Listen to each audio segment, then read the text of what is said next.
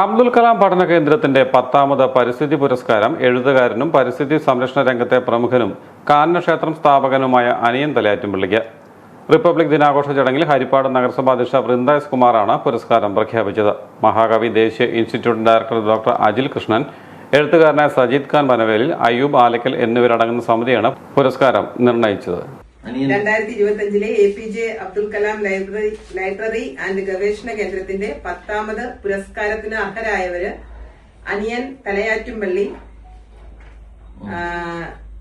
TN Parameswaran Namboothiri, Kottayam ജില്ലയിലെ ഉഴവൂർ സ്വദേശി, പരിസ്ഥിതി സംരക്ഷണ രംഗത്തെ മുൻനിരക്കാരനാണ്. വിവിധ ഭാഷകളിൽ നിരവധി ഗ്രന്ഥങ്ങൾ രചിച്ചിട്ടുണ്ട്. കാനന ക്ഷേത്രത്തിന്റെ സ്ഥാപകനും പരിസ്ഥിതി സംരക്ഷണത്തിനും 2 പതിറ്റാണ്ടായി നൽകി വരുന്ന സേവനങ്ങളെ പരിഗണിച്ചാണ് അദ്ദേഹത്തിന് ഈ പുരസ്കാരം പ്രഖ്യാപിച്ചിട്ടുള്ളത്. ഡോക്ടർ ഹമീദ് ഷാലി, എഴുത്തുകാരി ഗംഗാദേവി കുഞ്ഞമ്മ എന്നിവരും പങ്കെടുത്തു. ഫെബ്രുവരി 2ാം വാരത്തിൽ പുരസ്കാരദാന ചടങ്ങ് നടത്തും.